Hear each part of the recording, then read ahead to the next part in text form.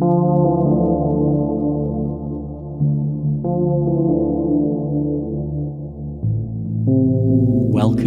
to Nature Therapy Online.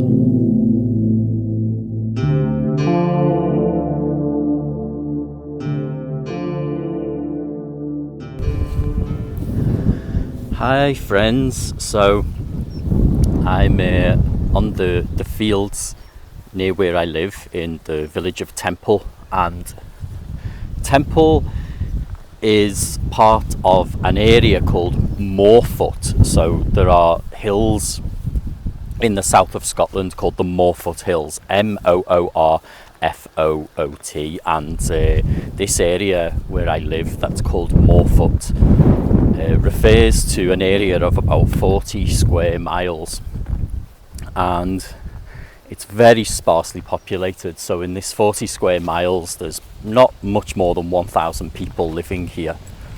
It's a really gorgeous area, and it's full of green hills and beautiful reservoirs, and as you know, people who listen to my podcast regularly anyway, I record most of my podcasts here, sometimes in the local forest in the South Esk Valley, sometimes by the Gladhouse Reservoir, and I've definitely been here before on the fields. So I'm at the fields where the crops are, and the trees are in that lovely transitional stage. So in front of me there's a huge wide field where the harvest has been taken. I think it's wheat that they grow here. I should be more observant to know that, but I'm pretty sure it's wheat, not 100%. So straight ahead of me is a big wide field. It's growing with grass. It's dry with the old crops that have been taken away, and the wee stems have been left of whatever plant it was, I think wheat. And to my left there's again a huge row of trees. I see hills in the distance to my left. There's a valley below. That's the South Esk Valley where I often record, and it's really lush with trees there to the left. And that forest is such a beautiful mixed woodlands, like every kind of tree you can imagine. I just love spending time down there. I love it as well that I can go, and it's just so desolate in terms of people. You know, it's so rich in life forms, but not rich in human life form, which, you know, is quite refreshing for me as somebody who's always grown up in cities and towns, to live somewhere like this. Who always lived in cities and towns anyway. I grew up definitely in the city, but I kind of gradually moved to smaller and smaller places the older that I got. And one thing that is really special about this time of year, and I guess the reason that I'm describing this area to you and talking about the area of Moorfoot a wee bit, is something I discovered recently on some research I'm doing for a little folktale project. I'm writing some folk tales from this area. So I'm researching lost snippets of folklore and finding out about various legends from this area. And one thing I discovered is that every year the geese who come are pink-footed geese. Now, you cannot miss the geese arriving here in Temple, in this little village Temple here where I live. The sky in the first year was just something I'd never seen. We all, you know, have probably experienced the migration of geese, you know, flying above us with that, you know, majestic honking that they do in unison.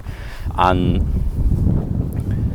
here it's just mesmerising. This first year I'd never seen so many geese in one place, and they come here from Iceland to settle for the winter.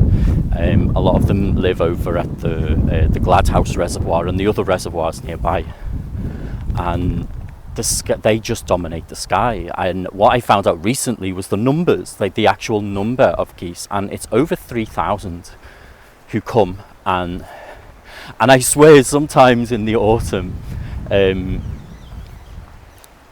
all flying together. You know, there have been times where I've looked up and there have been at least 1,000 birds above me, honking and screaming and just flying around for the hell of it. You know, this becomes their base for, you know, almost half of the year, I think. And the feeling of being outnumbered by birds, you know, because if we're classifying this area where I live as this 40 square miles of the area of Moorfoot, you know, we are outnumbered by geese like 3 times over, you know, like 1,000 people over 3,000 geese. And there's just something about that feels important to experience as humans, because I think, you know, it doesn't have to be geese specifically. I'm talking, I guess, about like any kind of life form really, but to have an experience, yeah, where we feel like there are more animals around of different species and not just humans, and we don't have to live in an area where that happens. You don't have to live in the countryside or in a little village. You can live in the centre of Tokyo or London or New York or wherever, you know. It's important, I think, to just at some time experience that. And if it's not something we can experience directly, you know, if we're not able to, you know, to get away from where we live and, you know, go on big trips for whatever reason, weather, disability, whatever is the barrier to that, you know, to spend some time at least meditating with that, with sounds of other animals. You know, we're lucky we have this technology and we should use it. And it's something that just really struck me, and especially one day, and I should tell you now, I'll just walk you through where I am before I carry on with that. So I'm just in a little, it's a wee copse of Scots pine trees, and this is the forest school area I've just walked into. So I've walked into the left of the field where I was describing before. So I'm over the forest valley, up on the hill, and up on the hill here there's a copse of trees, and it's a little forest school. So they've built all these little wee huts, and it's where the local nursery comes, which I think is absolutely lovely. And the floor is just completely covered with dry leaves. My dog Yoro was eating something that he probably shouldn't be eating. And you might be able to hear the geese honking now, the first arrivals. Listen.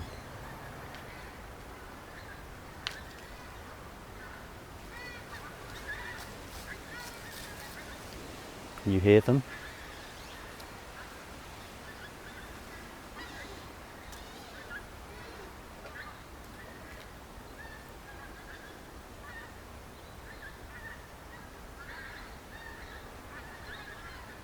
It's a small group.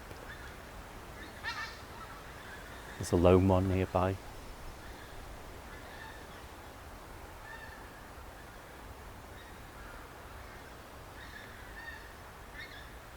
Let's just stay with that for a moment. That sound of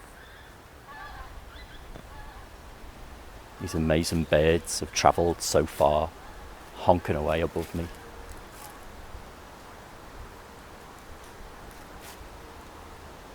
I think the sound's disappearing. They seem to be flying off back to the reservoir. You might hear Yoro's feet in the leaves there. He's not very happy about me stopping. Are you, Yoro? Hey? You're not happy, are you? Come on, we'll walk this way.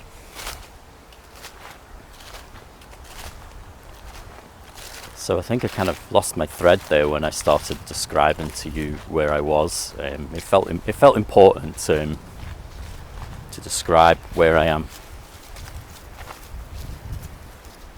As I walk, I like us to walk together. I think so much of ecotherapy is, as I've mentioned before, it's about the connection in our minds. You know, we can plonk ourselves in the middle of a natural setting, but if our mind is not connected with what's around us and we don't make the effort, then in some ways we might as well not be there, whereas in other ways we can be at home, not necessarily out in nature, but really connect with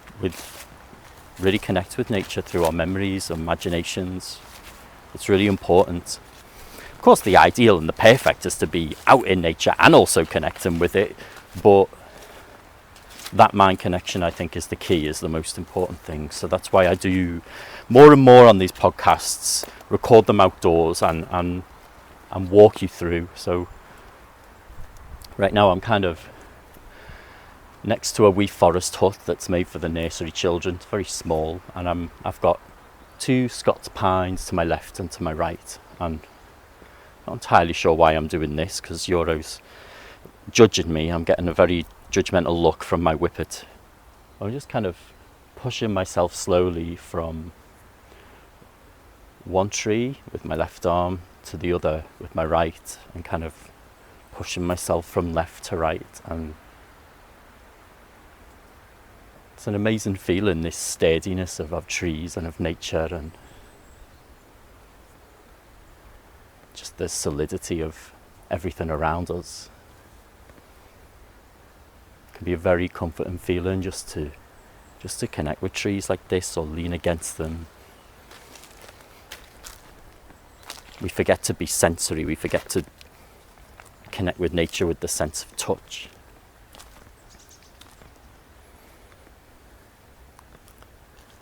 So you may be wondering what the theme of this month is. In some ways, so am I, to be honest. And that's, I think, quite deliberate today, because I had lots of themes in mind, but I just knew that the geese are an important thing that I want to capture. So what I'm hoping to do is to record some sounds of them throughout the month as more and more of them arrive. So hopefully by the end of this month, the number of geese might be in the thousands. I think at the moment we're in the hundreds. What you heard go by before was, not too many, I would say, just a group of 50 or so. And I hope you could hear it on the podcast. I hope the mic picked it up. If it didn't, then again, I hope you were able to tune in with your imagination somehow, regardless.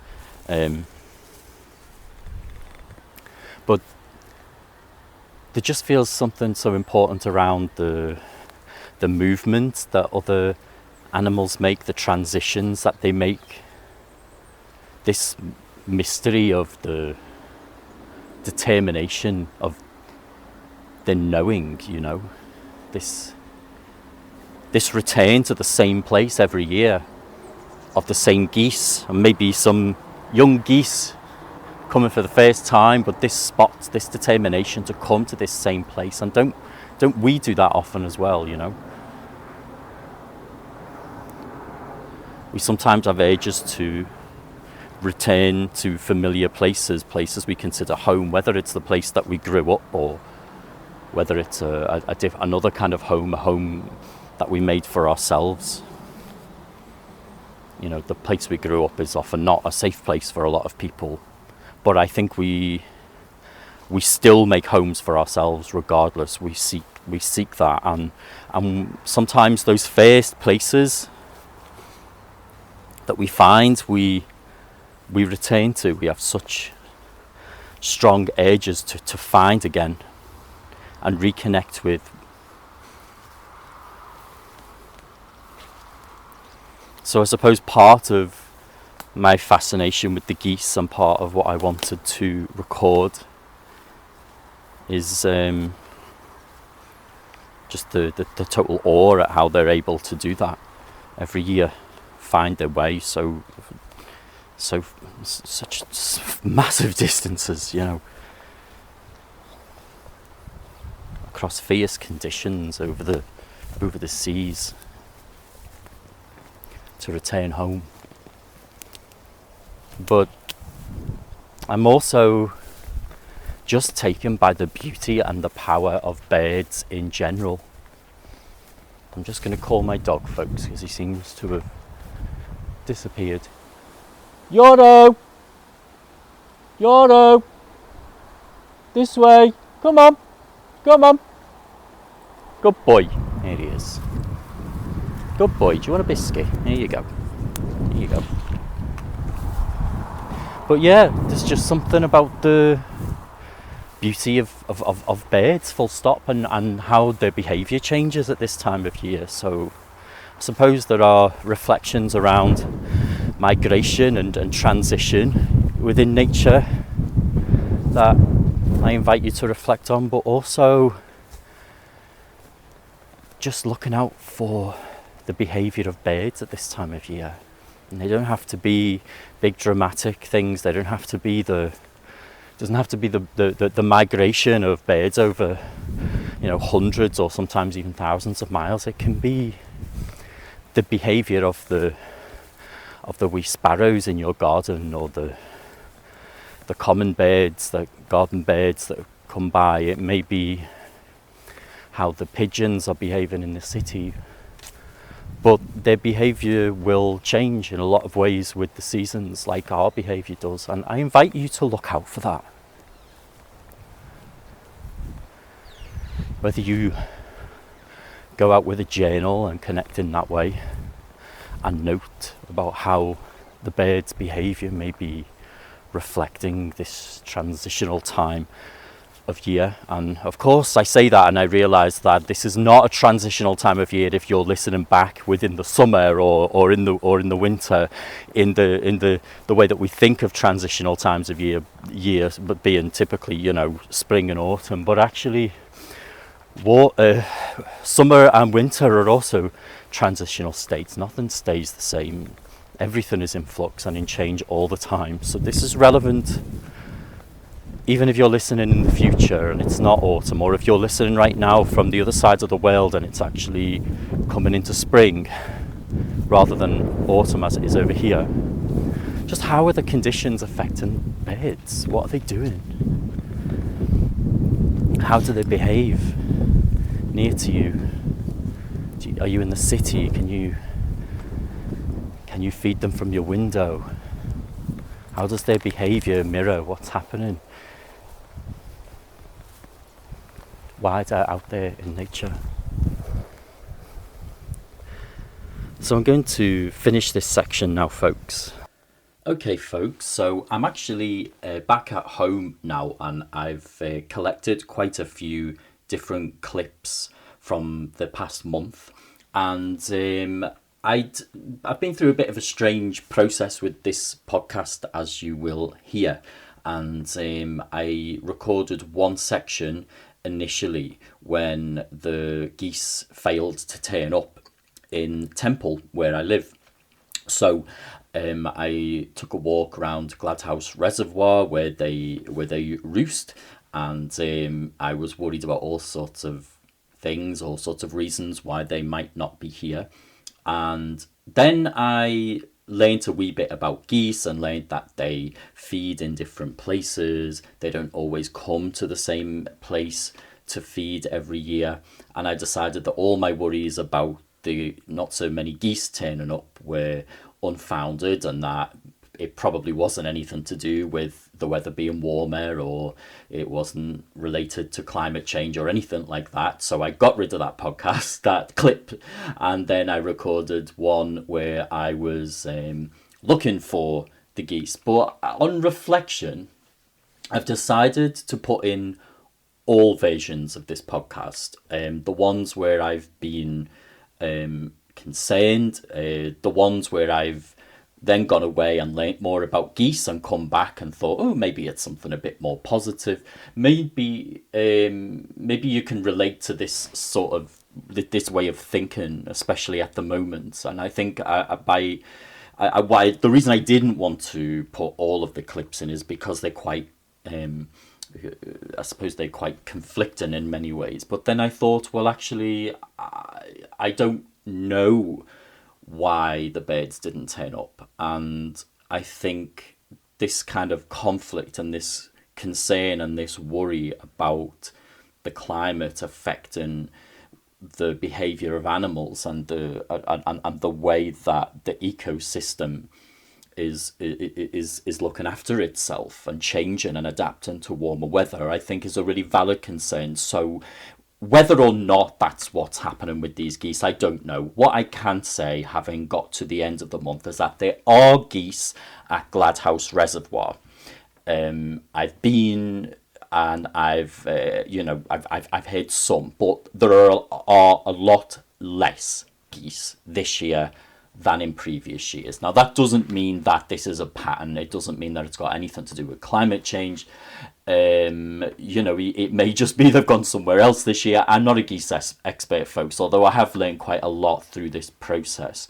And I think it's an interesting thing, an interesting assumption that we probably are going to be coming more to as climate change becomes more of a reality. I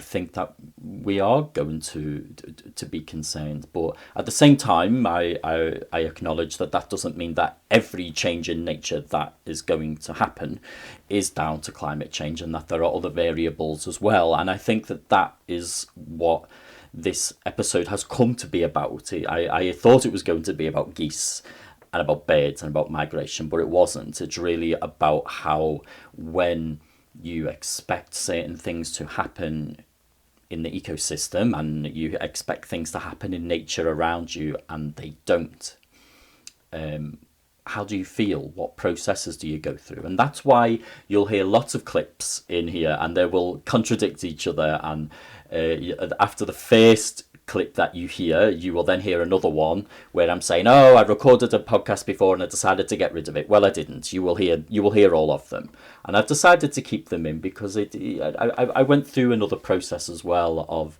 going to the reservoir and actually noticing the other things that are there, and it not just being about the thing I was looking for.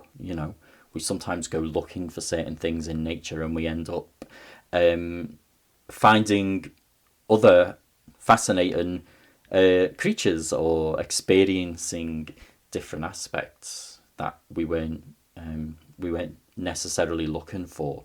So it's about all kinds of things. What happens when you have expectations on nature, and I reflect on all of these things in the clip, so I'm not going to talk any more about it. I'm just going to give you the clips now and let you listen. I just wanted to explain why it might feel a wee bit disjointed and I may contradict myself, and I think that is because like all of us, I don't always know what's going on in nature around us, and I jump to a lot of conclusions, and there's a lot of unknowns when we connect with nature. We don't know why things behave in the way that they do all the time, and this is my process in exploring that, and I hope that it inspires you to sit with the not knowing of things yourself, and not to push aside worries and fears, but also not necessarily to dwell in your worries and fears if you don't know that they are completely justified in that circumstance. So I hope that makes sense. I'm going to hand over to myself. In the past, isn't technology a wonderful thing? I'm sorry about all these rubbish jokes, folks. But here you go. Over to me. Bye-bye. Okay, hi friends. So it's now the 2nd of November, and it's been really strange this year because there have been hardly any of the pink-footed geese arriving here at all. So I remember last year there was definitely less than the year before, and the year before was the first year that I'd lived in the Moorfoot area of Midlothian and the village of Temple, where they would just litter the skies, although litter is a bad word for it because they colour the sky and give it beauty rather than litter it, which has kind of associations with trash and rubbish for me. But they were just there everywhere. And then, last year there were less, considerably less.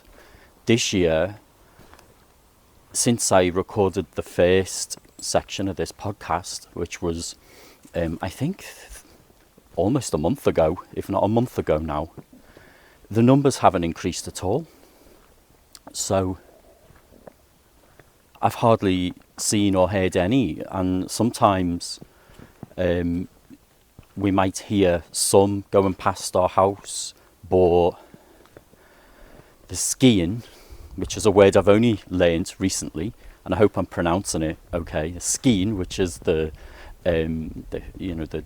troop of birds that fly through the sky that you see, the way the geese migrate together and make that kind of chevron V shape.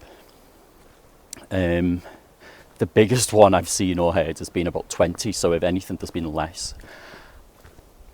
And I feel really sad about that, because I don't know what it's about or what's happening.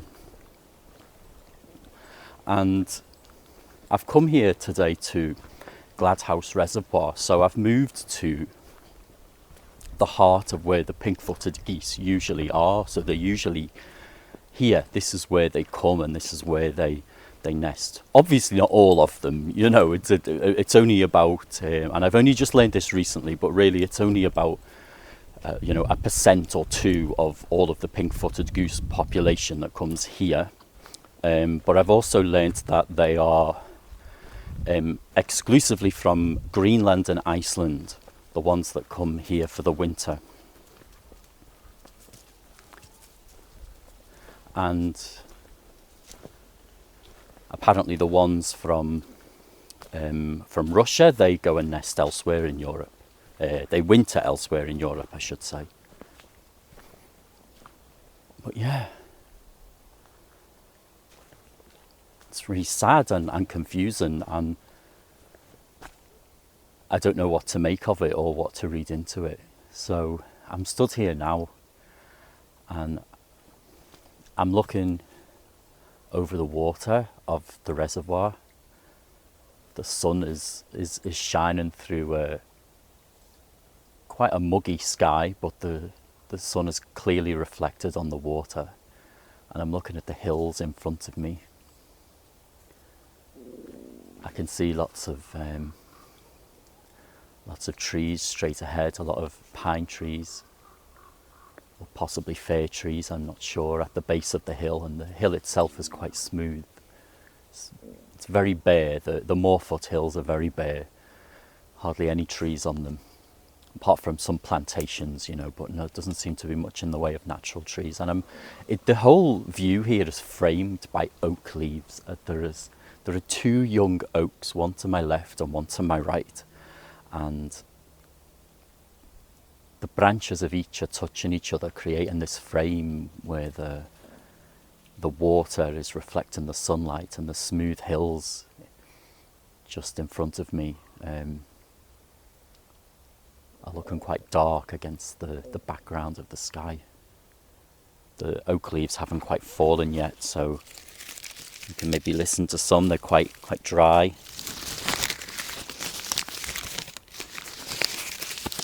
Lovely leaves. I love the shape of oak leaves. But yeah, here they seem to be hanging on a bit longer than they are in the forest near where I live, which is just 3 miles up the road. Euro is with me.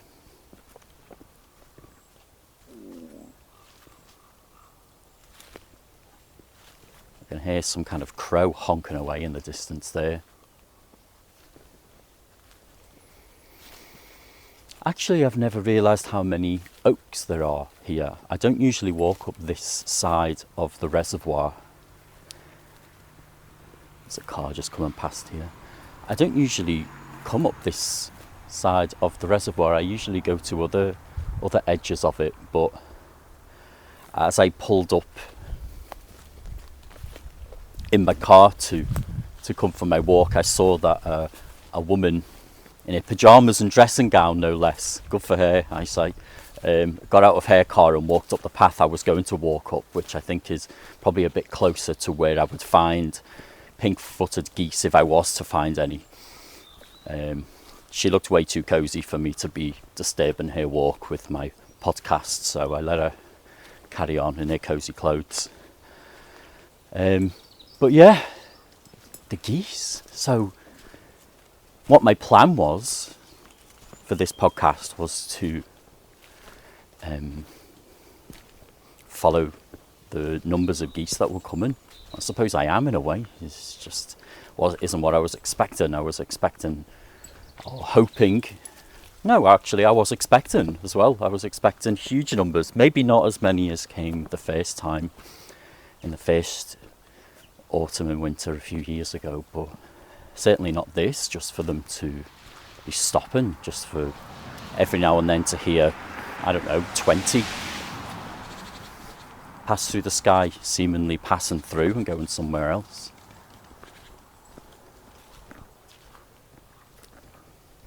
Euro, leave it.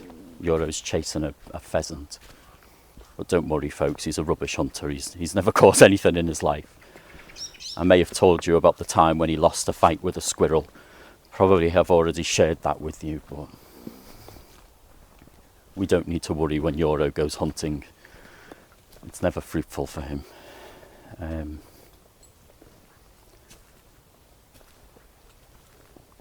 So I never realised how sad I would feel about that, actually. And I suppose I'm also wondering if there's still time for them to come, or if they've moved to another location. And I can't help but think about global warming. And I'm wondering if maybe they found another location closer to home that's warmer, so they didn't have to fly here. But then I wonder where that would be. So perhaps, I don't know, the north of Scotland. I don't know too much about the migrating habits of geese and birds, to be honest, so I may be inventing my own logic, but you know, they live in such cold places that they find Scotland to be a warm place to spend the winter, which people who live in Scotland, you know, would tell you sounds like a crazy thing, but they like it cold. Most geese, or pink-footed geese anyway, they clearly like it to be chilly, but they just, you know, they need grass to graze on and plants. So yeah, I'm wondering even if perhaps in Greenland and in Iceland it's been unusually warm there, and perhaps if you're a listener and you live in Iceland or in Greenland, you can let me know. Has it been an unusually warm autumn so far? Maybe the geese are just not leaving because they don't feel it's time to go. I mean, they don't go by the calendar like us, do they? You know, they move when the conditions are unfavourable. Maybe they're not unfavourable enough. Or has it got nothing to do with global warming, and is this my imagination? Obviously global warming is a very real thing. You know, I'm not Donald Trump, folks. But I'm going to come a bit closer to the water, actually, so you can listen to these gentle freshwater waves up against the rocks. It's a really lovely sound here, listen. So, give you a moment with that.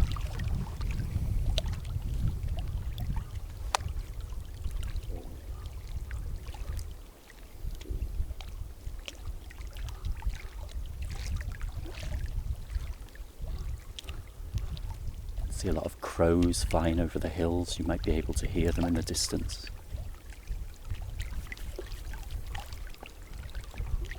Hi, Euro. Euro's come to join us. I'll give him a biscuit. You can hear the famous crunch. Yes, Euro, your crunch has become famous, yes. So yeah, as I was saying, it's something that I struggle with a little bit as an ecotherapy practitioner, because the conditions in Scotland are really changeable. The seasons, generally speaking, are really unpredictable.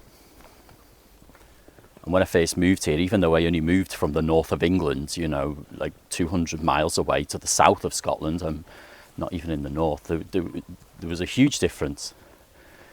I was living in Manchester for years, and when it rained, you know, sometimes for like weeks or so it felt. And I couldn't get my head around how the weather here is so changeable that in a day, sometimes it feels like all the seasons have gone by. It can be really warm.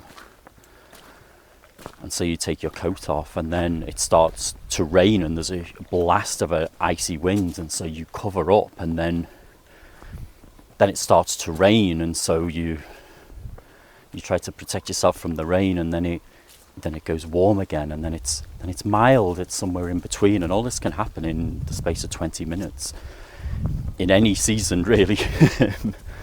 So my point is, I'm not just totally digressing. My point is, I wonder how to deal with this knowledge that the climate is changing, and to have genuine concern for it when I notice unusual things happening in the weather. But I also wonder if every time there's something unusual happening in the weather, I begin to get worried about it. You know, am I going to spend my life in a constant state of anxiety? And is this, you know, I mean, I don't get too anxious about it personally, but I know I do about climate change, but not every time the weather changes is what I'm trying to say. You know, I'm kind of used to it, but I notice in groups that I run that people quite rightly are extremely worried. And I also see that sometimes when there's little quakes in the weather, people become really worried every time it happens. And how do we live with what's happening in the world and not be in a state of concern every time something unusual happens in the weather? Because not everything that happens in the weather is going to be down to global warming. There are still a lot of other factors and things happening as well as that.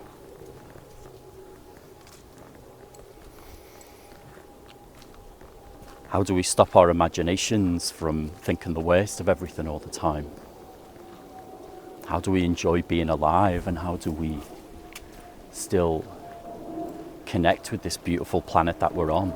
Because it's really important to be connected to it and to love it and to feel a part of it.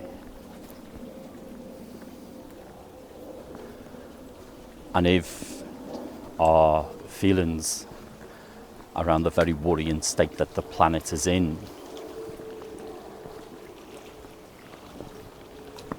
turn to anxiety whenever we go out in nature, then how are we going to connect with nature again? And part of the problem, as far as I'm concerned, about what has happened in the world is that we don't connect with it like our ancestors did, and like a lot of indigenous communities across the world still do.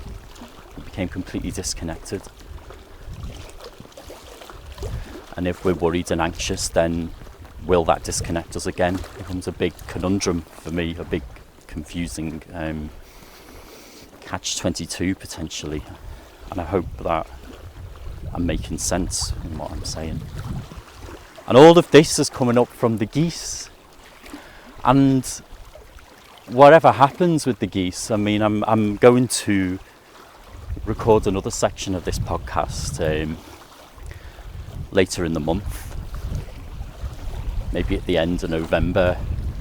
I'm not sure when I'll publish this one yet, and see, perhaps they arrive really late, or perhaps I find out they've moved somewhere else. I don't know.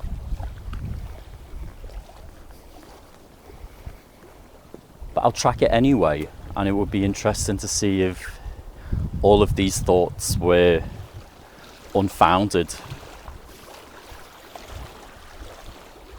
or I guess there's no way of knowing if they're unfounded or not, because as we say, maybe the geese have moved elsewhere, and maybe it doesn't have anything to do with global warming, and maybe that is just all of my presumptions. And I think what I am interested in though is how it's there, you know, and how it, whether it is what's happening or not. It's the first thing that I jumped to. It's the first assumption that I made. And I think that's interesting, and it probably says a lot about our relationship to nature now and in the years to come. And I think that that's something that is going to be very present and is very present in ecotherapy. We can't just appreciate the beauty of everything and close our eyes to what's going on. We've taken from nature enough already, and we need to have a balanced relationship with it, recognize on what's happening. If we have a genuine relationship with nature, it won't just be all joy and beauty. There will be some pain and sadness there as well, because it's, you know, the thing we love is struggling so much. So there we go, folks. I'm going to end this wee section of the podcast now, and I'm going to come back in the future, not too far in the future, I don't know when, maybe later in November, even later, a bit earlier, who knows, and I'll give you an update on the pink-footed geese migration here in Moorfoot. Have they arrived? Have they not? And we'll see what nature has in store for us. Bye bye. I'm at Gladhouse Reservoir, the largest body of fresh water in the Lothians in Scotland here, and so I did a bit of research and a bit of digging, and it seems that I didn't know much about geese and what they do. So as it turns out, the geese are probably, at least I hope, still here at Gladhouse Reservoir. This is just 3 miles from where I live, but they're just feeding elsewhere.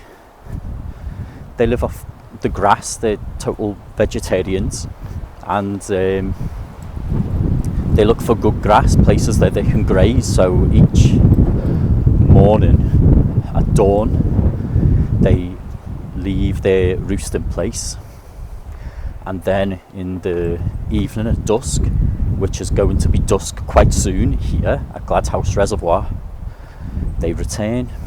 So this is the best time to spot pink-footed geese if you want to. So as I'm here, I'm strolling along, and I can hear some of them in the distance already. And I just realise how in such a short space of time, 2 years, I've come to love that sound of the geese returning, how I associate it with winter. Not winter, autumn, friends, autumn and winter, we'll say. But I associate it primarily with autumn. And I felt really sad when they didn't come. I even recorded a clip, a podcast section, where I was talking about climate change a lot. I was worried that something had happened with the climate. You know, I learned that these pink-footed geese that come to Scotland come from Greenland and Iceland, and pretty much all of them come to Scotland, and some of them go further south to England. And I started to worry. I started to think maybe it was too warm in their countries, maybe they didn't come here at all, maybe they changed location and they were never going to come to Gladhouse anymore because they hadn't been in my village in Temple. But no, I think they've just found better grass to eat this year. So I thought I would come here to their place, to where they spend their nights and their evenings. Maybe give them a telling off for not coming to my village and eating the grass there, because it made me very sad. And maybe just see if I can see them returning, if I can just find that sound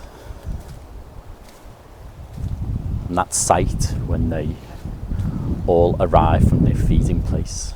They fill the sky with their amazing honk. And it may or may not happen. I'm going to stay out for a wee bit, for a while.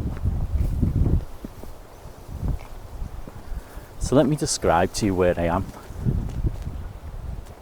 because it's not all about the geese. It's about this location as well. So I've taken you here before. You'll hear that it's quite windy. Listen to this.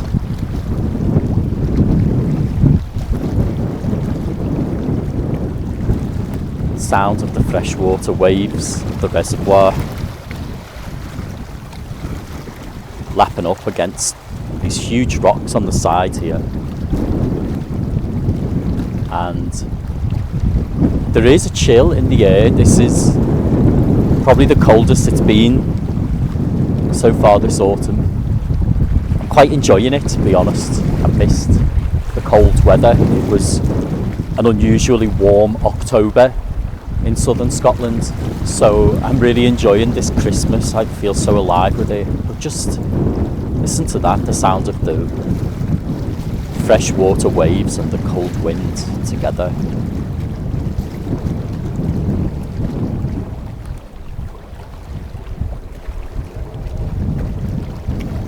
Let's go a little bit closer.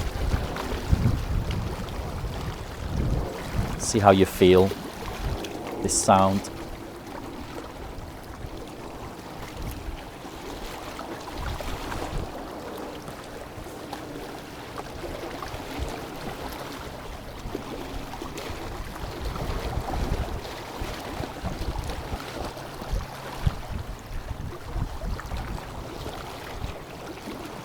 So I'm crouching down on the rocks. And it's a really big reservoir here. And over on the other side of the reservoir there is a lot of pine trees, Scots pine, and the soft moorfoot hills line the sky behind it. There are some fields between the trees and the hills, and a tractor's just gone by, a farmer tending to the sheep. These hills have barely any trees on except for some plantations which are shaped in the most bizarre way, but they look almost like rune carvings from afar. They look like some kind of message. You know, when you would see those alien or supposed alien markings in the corn crops that happened in I think it was the 90s. I think it turned out to be false. I know it turned out to be false, but that's how it looks almost. There are these trees, these pines that have been planted in these very strange shapes that look like letters, but they're not letters, not of the English alphabet anyway. And they look really strange on the hill. But other than them, there are no wild trees on these hills. It's soft, it's smooth. I can see purple heather on them. Quite dark hills, quite low. Let me get up and move a wee bit because your oat is here with me and he doesn't like it when I stay still.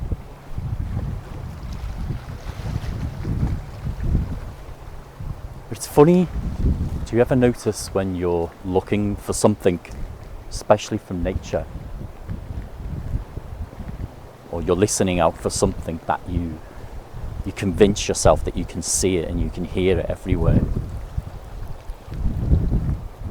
How our experiences and our conditioning affects what we experience when we're outdoors, or even indoors, anywhere. But I think especially outdoors. You know, for example, I noticed that I've been doing so much study, if you like, of geese, and paying so much attention to potential signs that the pink-footed geese might be back in Temple across the skies, and that I ignored the other birds that have been returning A lot of songbirds have started to sing again, you know, after they go quite quiet in the late summer. And I spent a lot of time like just feeling like there was something wrong, that the geese weren't around. And there was like almost like a sadness when I went outdoors, like, why aren't the geese here? Something's wrong. It must be climate change, you know. And I'm not a climate change denier, folks, obviously. I'd probably be in the wrong job if I was. But, you know, that instinct to jump to that conclusion came straight away.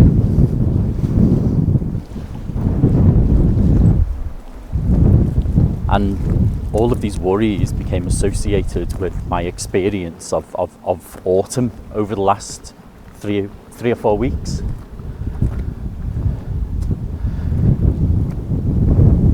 And it's funny how, if the first year that I came and moved to Temple, those geese never would have been here, because apparently they don't come to Temple every year. As I've said, you know, they go and feed in different places each year, but they always come and roost here at the Gladhouse Reservoir. But where they spend their daytime is up to their fancy, and it might change. That might change every year.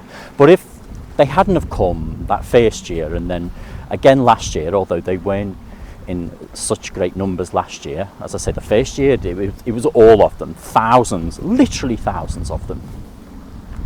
I would have noticed the other bird song and the other birds. I would have noticed other things in nature, but I didn't. And I think that raises a lot of interesting questions around our conditioning with nature,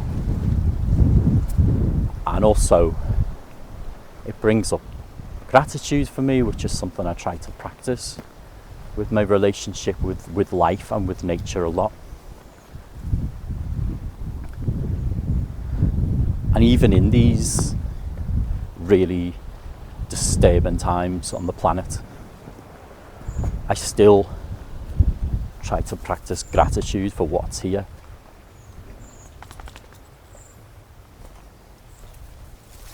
And even if the geese had have changed their whole route and went to another part of Scotland or whatever, changed their plans because of climate change, it would have been scary and it would have been terrifying, but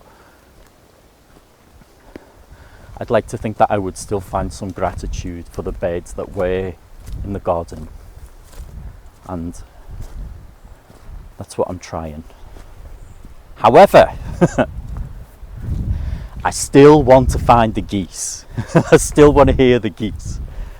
It's so strange, isn't it? I'm listening to myself talk and thinking how much, just how much like I've changed as a person in the last 5 years. I haven't quite got to the level of taking binoculars and going birding yet, but watch this space, friends. But doing this simple act of just going out and looking for signs of wildlife and signs of change. It's such a simple thing to do, and such a beautiful thing to do. And even if I don't see the geese today, I'm not going to worry. I'm still enjoying being here and looking for them and waiting, hoping that as it's getting darker, which it is slowly getting dark here now, very slowly, even if I don't hear them, even if they don't come, I trust that they're here, and it's okay. They're not here for my entertainment. I know that they're around, and that's good enough.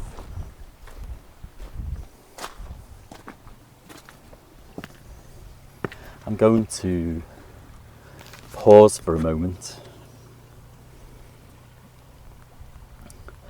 and I'm going to come back if and when we hear some geese. So I can see a few geese arriving now in the sky. It's a small skein. It's really only about, 15 or 20. on the other side of the reservoir.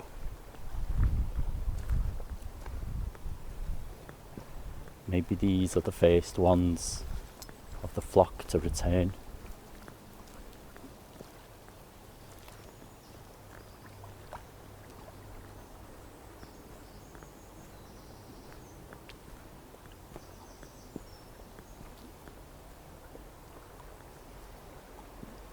Maybe you heard that beautiful songbird just amongst the pine trees to my right.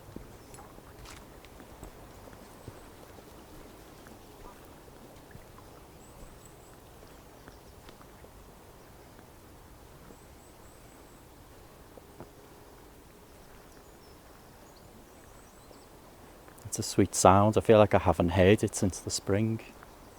Can you hear?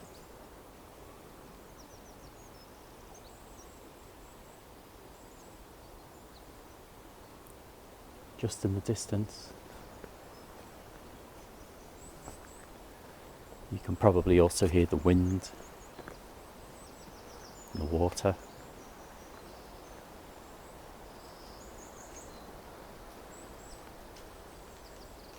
That sound you can hear is the sound of leaves falling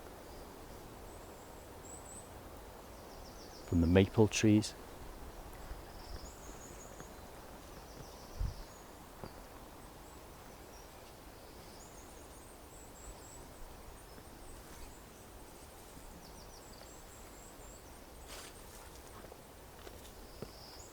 Listen, a beautiful songbird singing.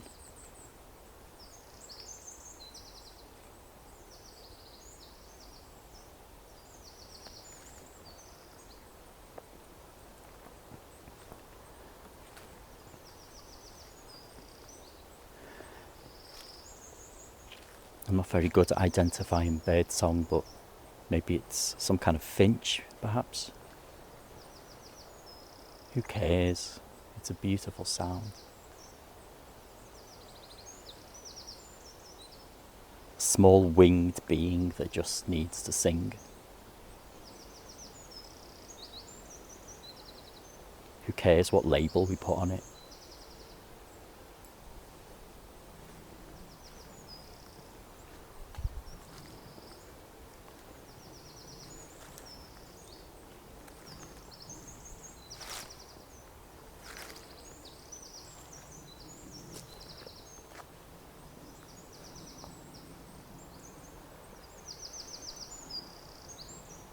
How do you feel when you listen to that?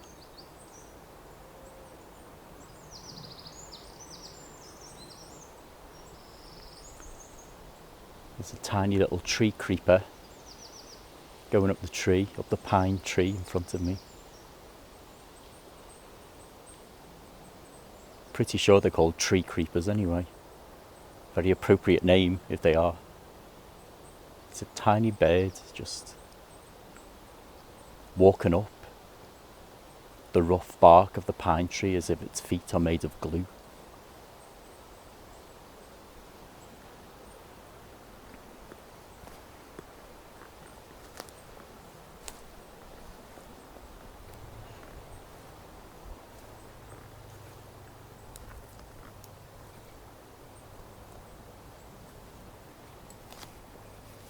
And you can just walk with me for a while. I don't feel that it's always necessary to keep you entertained on this podcast. I know that sometimes some of you just appreciate the sound of nature.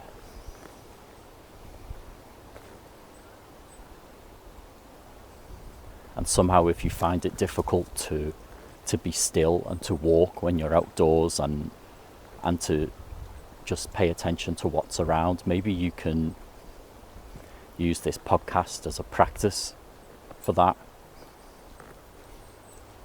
Maybe it's easier to practice being mindful in nature by listening to this at home as a first step. And maybe even if you're used to being mindful in nature and you have a practice, then this is an excuse for you to do it at home as well. That's the great thing about the technology we have, isn't it? Okay, folks, so I fast forwarded in time a little bit, about 30 minutes later after the previous recording, and there's no major geese, no major goose activity, I was going to say, but I wanted to reflect on something else, and that's the feeling of walking in the night time. Of course, it's not even 5 p.m. yet, so it's not really night, but the darkness is really casting down right now, and just realised that it's such a rare thing that I walk at this time of the day when it's that liminal space between light and dark. There's something really magic about it, and a wee bit scary. I notice how I'm conditioned to wanting light and warmth straight away, even though I'm warm enough and it's light enough. It still feels a wee bit scary.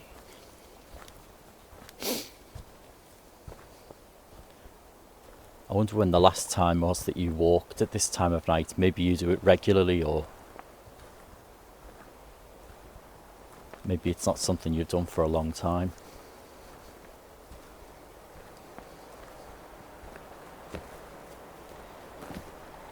Just some thoughts as I walk here along the reservoir. One lonely car passing on the little road here. I'm walking through all of the pine trees with Euro. Can you hear this tree creaking?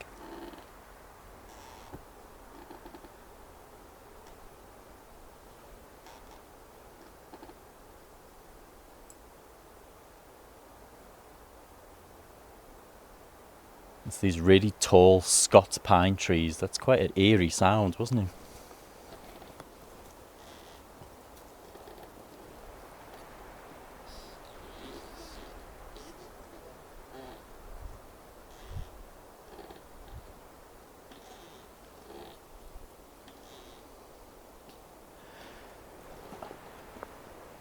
I wonder how, if I was a child, I'd have walked through, this copse of pine trees and would have reacted to a sound like that.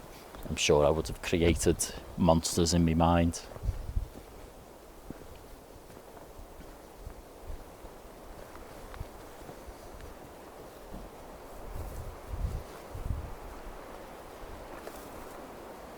But it's interesting how when we go looking for some things, we find others. Especially out in nature, there's just so much happening. There's so much life here, isn't there? Everywhere. And I won't pretend that I'm not disappointed about the pink-footed geese not arriving, at least as yet. I am going to be heading home fairly soon, so I'm giving them 10 more minutes. There we go. I'm giving nature 10 minutes to do what I want it to do. Then I'm going to go home and nature will be sorry.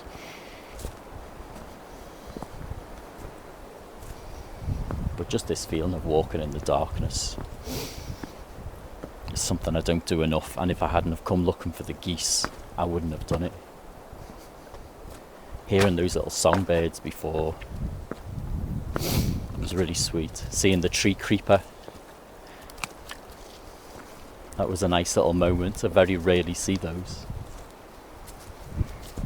I came looking for one kind of amazing bird and I caught another instead, and I feel lucky. Here's a crow, probably my favourite bird of all.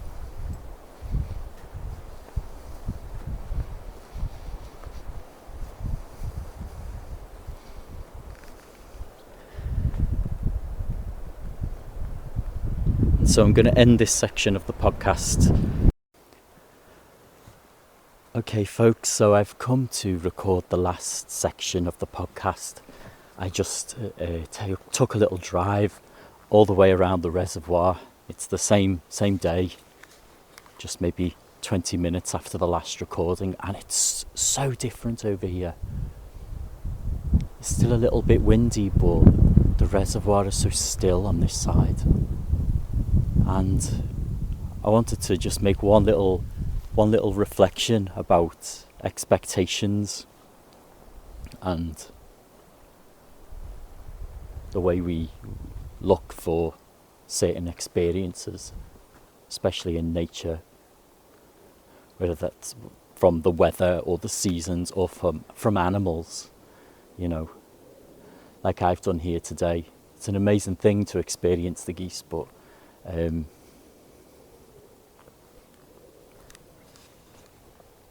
it's also an amazing thing to be here in the dark.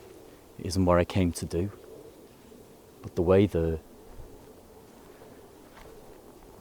light from the sky, not that there's much coming through the clouds tonight, but the way the sky, grey as it is reflected in the stillness of the reservoir on this side is incredible. It's like silk.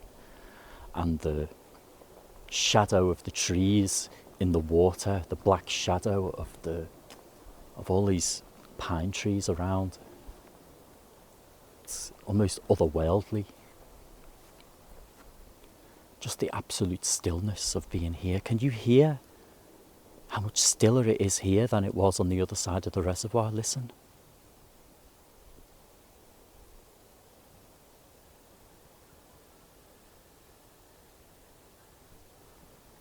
Can you hear the geese?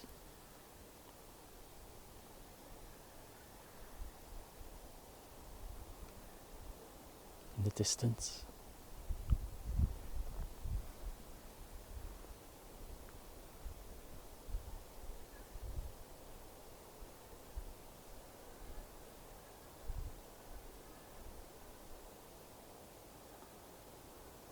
Let's just be still here. You be still with me, wherever you are, whatever you're doing. Picture this scene. The silky grey clouds reflected in the water.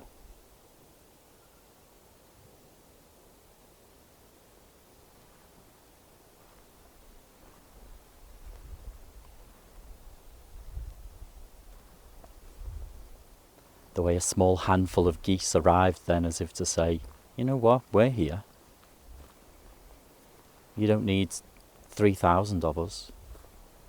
5 of us are enough. And you know what, it was enough. I love that sound. There's Euro running around. Yeah, did you have a panic? I think he had a panic. He's not used to being outside in the dark.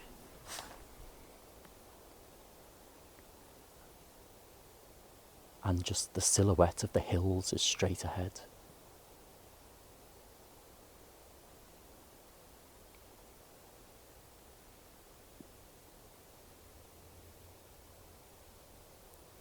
The darker it gets, the more the water becomes like a sheet of glass that's reflecting the trees and the hills almost perfectly.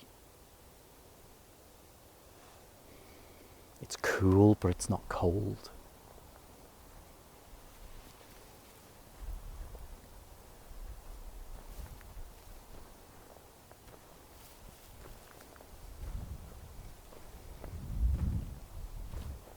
So this podcast, this theme, this episode has become about expectations and how if we go out in nature,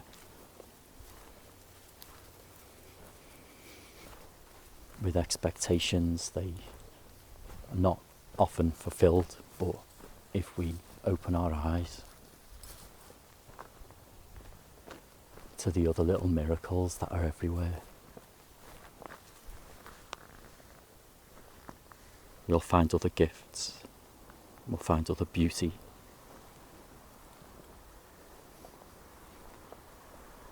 And that's it for this month, folks. I'm going to leave that with you. Head back up to my car with Euro. I hope you've enjoyed walking around the reservoir with me. Take care, and I will speak to you next month. Bye bye. Hi friends, just one more little thing before I go. So this is a little commercial at the end here.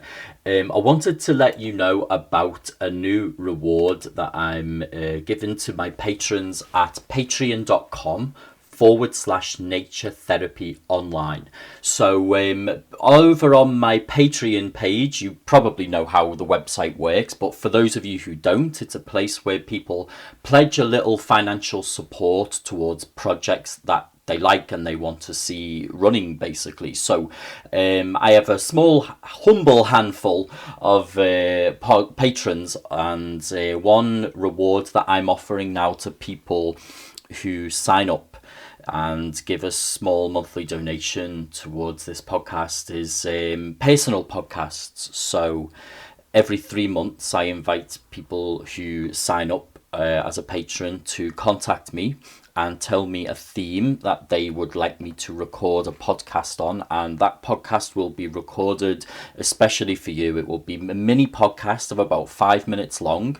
I will share your name, and whatever it is you would like me to record the podcast on, I will record the podcast on that theme. Obviously nature related. This is an ecotherapy podcast, but whatever that topic is, I will record something especially for you on that topic, and I will post it, or I can keep it private and just send it to you if you prefer, or maybe pop it online. It's up to you. So if you would like that to happen, if you're interested in having your own personalized ecotherapy podcasts, please go to patreon.com/nature therapy online. And that is the commercial over and out. I'm off. Thanks so much for listening, folks, and bye bye.